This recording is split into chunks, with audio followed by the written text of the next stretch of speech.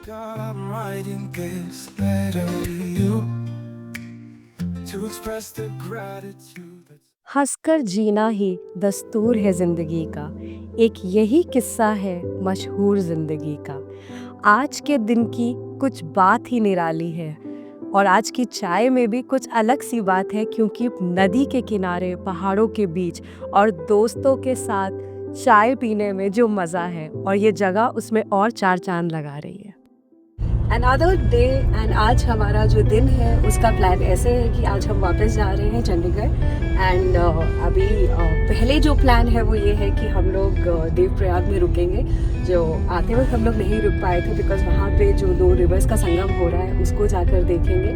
And उसके बाद है कि हम लोग हरिद्वार में भी कोशिश करेंगे कि हरिद्वार को भी थोड़ा एक्सप्लोर कर सकें if time permits, because it's already 11 and we have started, so let the journey begin. For every sunrise and the stars above, for the gift of life and your end.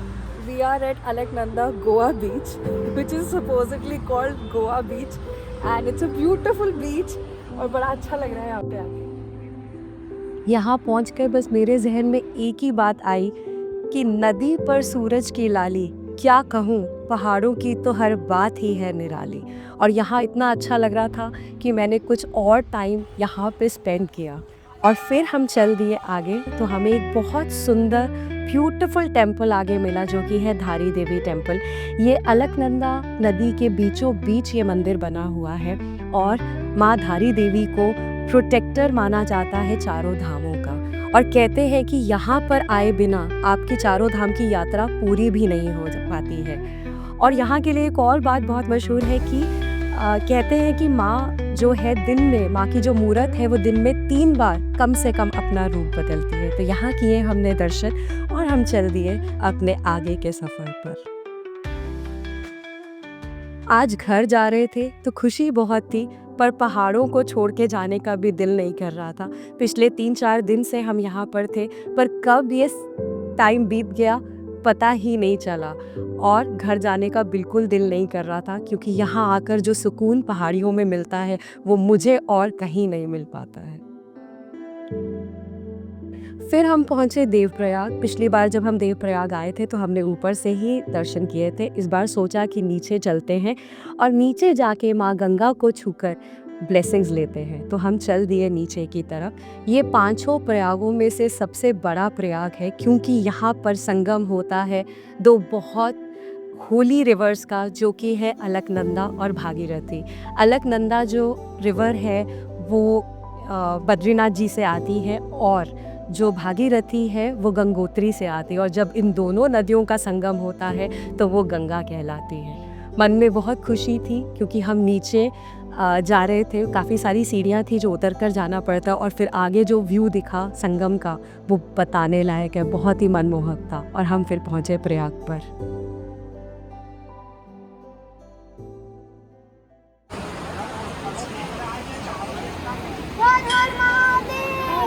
वहाँ पर कुछ और भी मंदिर थे, हमने वहाँ पे भी ब्लेसिंग्स ली और ख़ुद को बहुत खुशकिस्मत पाया कि आज हम यहाँ पर आकर माँ गंगा की ब्लेसिंग्स ले पा रहे हैं। तो बहुत खुशी हो रही थी और फिर हम चल दिए वापस।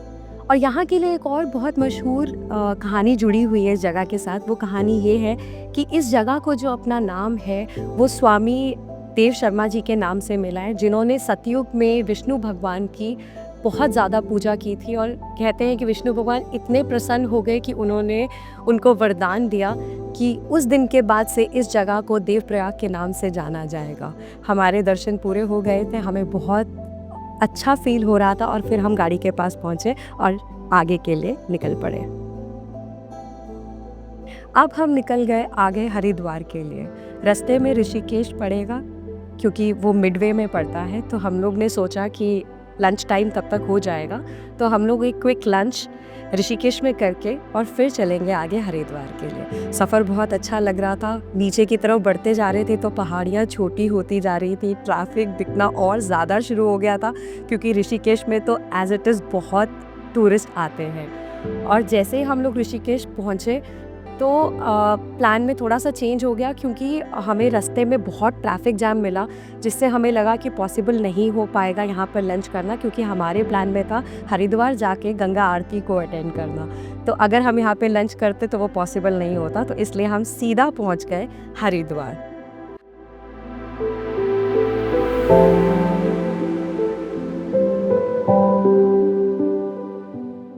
हरिद्वार जो है वो 2 शब्दों के मेल से बना है, हरि और द्वार। हरि का अर्थ होता है भगवान और द्वार का अर्थ है दरवाज़ा।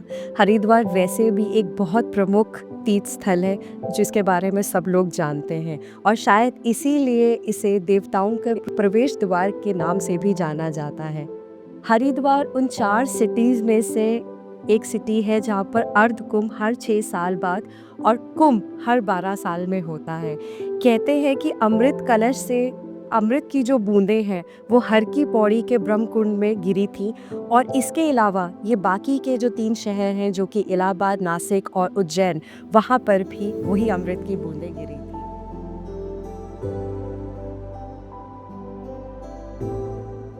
हरिद्वार को city of temples and ashrams भी कहा जाता है, और कहते हैं कि यहाँ पर गंगा जी में स्नान कर कर मोक्ष की प्राप्ति होती है। और हमने यहाँ पर गंगा जी से ब्लेसिंग्स ली और फिर हम चल दिए लंच के लिए, क्योंकि हमारा लंच नहीं हुआ था और हमें वहाँ से लोगों से पता लगा कि वहाँ पे एक पैटियो करके एक कैफ़े है जहाँ पर बहुत बढ़िया खाना मिलता है। पर जब हम वहाँ पहुँचे तो व्यू बहुत सुंदर था, पर हम लंच टाइम क्रॉस कर चुके थे तो उन्होंने मना कर दिया लंच देने के लिए, और उन्होंने बोला कि अभी लंच वो लोग इस टाइम पे सर्व नहीं करते। तो मेन्यू देखकर हम लोग वहाँ से उठ गए, और साथ में एक और दुकान थी जो कि पंडित जी पूरी वाले नाम है उसका, और वहाँ पे हम लोग पहुँचे और वहाँ बहुत बढ़िया खाना, बढ़िया पूरी, कचौरी, आलू की सब्ज़ी, कद्दू की सब्ज़ी, सब कुछ मिला। और इतना अच्छा खाना था कि हमने भर पेट खाना खाया और बहुत मज़ा आया। वहाँ से जब निकले तो पेट पूजा हो गई थी, तो बहुत अच्छा लग रहा था, बिकॉज़ आज सुबह से काफ़ी परेशान हो गया था ट्रैवल करते करते। और फिर हम चल दिए गंगा आरती की तरफ। जैसे ही हम वहाँ पहुँचे तो इतने सारे लोग दिखे, क्योंकि हरिद्वार में रोज़ हज़ारों लोग आते हैं गंगा स्नान के लिए और गंगा आरती को अटेंड करने के लिए, क्योंकि जो गंगा आरती है जो वहाँ पर होती है उसका एक्सपीरियंस इतना अमेजिंग है और once in a lifetime experience है। और वहाँ पर इतनी डिवाइन फीलिंग आपको फील होती है कि मैं बता ही नहीं सकती कि कितना अच्छा लगता है। और फिर हमने की गंगा आरती अटेंड, पीछे ज्योतें जगने लग गई थी, गंगा जी बहुत सुंदर दिख रही थी। शाम का, संध्या का समय हो गया था, इतना अच्छा हर तरफ का एनवायरनमेंट लग रहा था, बहुत बढ़िया फीलिंग आ रही थी।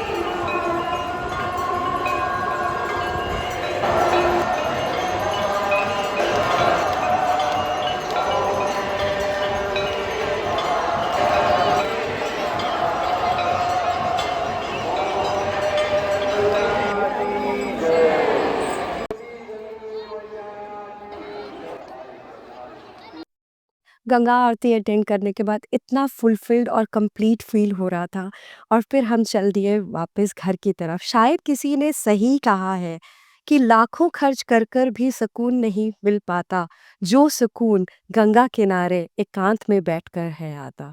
और इसी फीलिंग के साथ हम चल दिए घर के लिए। रात हो गई थी, चंडीगढ़ जाना था, तो हमने अपना आगे का सफ़र किया शुरू। Please check out this beautiful campervan setup on Jimny, modified by Sanjay Ji for his adventures and ये travels. सारा स्लीपिंग बैग्स, कंबल सारा इसमें है, ठीक है। अच्छा, ये एक पानी का टैंक है, इसमें करीब 24 लीटर पानी है, जो हाथ धोने के यहाँ एक नल लगा देता है, इससे हो जाता है। ये आपका है फ्रिक्शन बोर्ड, ये फ्रिक्शन बोर्ड है, ये ओनिंग है, ओनिंग है, ये यहाँ तक आ जाता है, यहाँ तक आ जाता है। मतलब 4 बंदे आराम से सो सकते हैं, 3 बंदे तो मतलब कोई प्रॉब्लम एकदम नहीं प्रॉब्लम नहीं है, ठीक है। अच्छा, इधर में 2 पेट्रोल टैंक है, अच्छा 10-10-20 लीटर का, जी जी रिजर्व के लिए। यही है।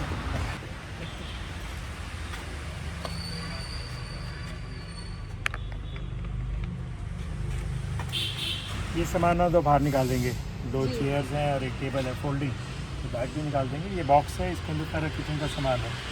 तो इसके अच्छा, अंदर ओके। प्रेशर कुकर है, 2 स्टोव्स हैं, गैस है, सारे बर्तन हैं और खाने पीने का सामान है इसके अंदर। और ये लकड़ी के 3 फट्टे सीधे हो जाएंगे, इसके नीचे लोहे के एंगल है यहाँ रखे हुए हैं यहाँ पे। वो लग जाते होंगे। हाँ, तो ये 6 फीट 2 इंचेस बाय 4 फीट का बेड बन जाएगा। Out in clear. हेलो मम्मा। हाय जायन। व्हाट इज योर नेम जाइन? Fine. Oh, I am not aware of your name. But you said right. Oh, did I? Oh, sorry. Okay, bye uncle. Over and out. Over and out. अरे ये बहुत तेज बच्चा है भाई।